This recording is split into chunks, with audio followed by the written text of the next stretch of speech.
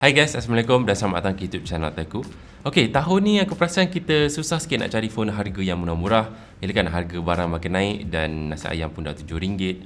Anyway, kali ni aku nak review sebuah telefon harga yang berpatutan 529 daripada Realme, iaitu Realme Narzo 50A Prime. Dan telefon ni walaupun harga dia 500 lebih, dia ada banyak feature-feature yang sangat menarik dan sangat unik. Dan aku nak bandingkan juga telefon ni dengan abang dia, Realme Narzo 50 yang harga RM699. Jadi, jom kita review.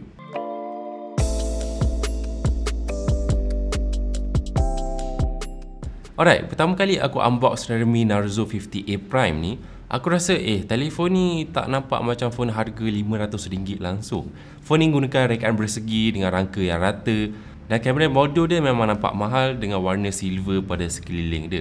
Kalau nak bandingkan panel belakang dia dengan Realme Narzo 50 yang lebih mahal, aku lebih prefer 50A Prime ni. Cuma kalau kita pusing kat bahagian depan, kita dapat tengok yang 50A Prime ni masih lagi gunakan screen notch, manakala Narzo 50 dengan screen punch hole yang lebih moden. Bercakap pasal screen, korang dah dapat screen resolusi Full HD Plus pada kedua-dua telefon. Jadi bila guna tu memang cukup cantik dan cukup jelas.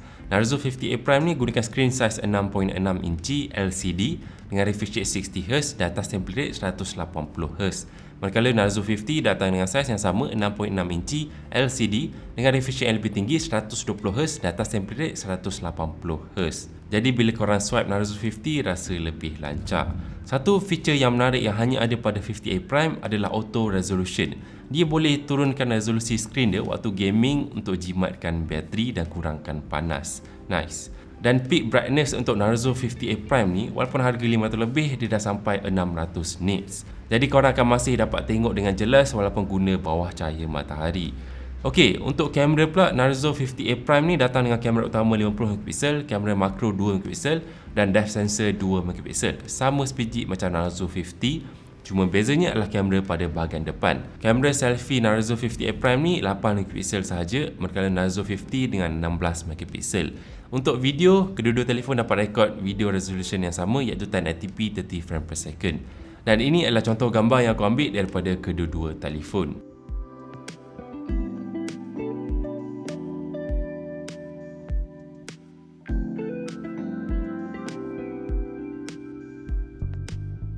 Bagi aku, dengan harga 500 lebih, kualiti dia memang dah cukup memuaskan, detail sebanyak dengan kawalan cahaya yang baik. Ok, now kita cakap pasal performance. Narzo 50A Prime ni datang dengan chipset Unisoc Tiger 612. Performance dia boleh kata lebih kurang macam MediaTek Helio G80. Manakala abang dia dengan chipset MediaTek Helio G96. Dari segi prestasi, Narzo 50 ni boleh kata 40% lebih laju daripada 50A Prime.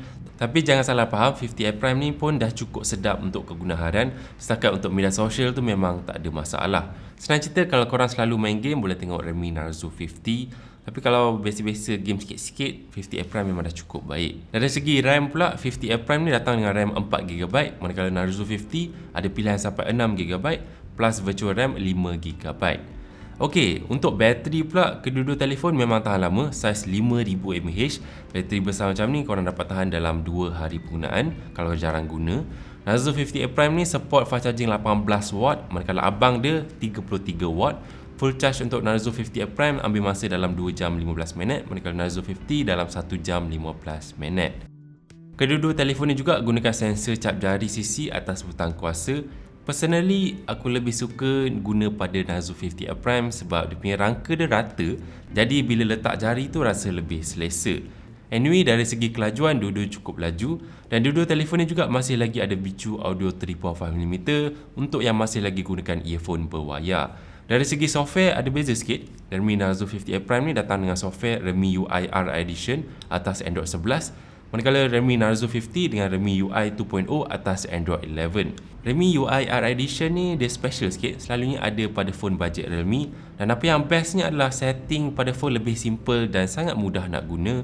Software dia tak begitu complicated dan boleh kata dekat dengan stok Android berbanding Realme UI 2.0 pada Narzo 50. Jadi kalau korang nak bagi ibu bapa korang ke, memang cukup okey. Okay, jadi itu dia review untuk Redmi Narzo 50A Prime ni. Bagi aku dengan harga RM529, actually korang dah dapat macam-macam dah.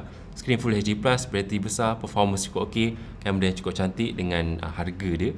Jadi kalau korang mencari sebuah telefon harga RM500 lebih, telefon ni mesti wajib lah masuk dalam watchlist korang. Dan kalau korang nakkan performance yang better dengan screen 120Hz, boleh juga tengok abang dia Narzo 50. Itu saja video untuk line up Narzo 50 kali ini. Subscribe to channel Taeku, like video ni kalau korang suka, dan jumpa lagi pada video yang akan datang. Stay safe, hati-hati, sentiasa happy. Bye bye.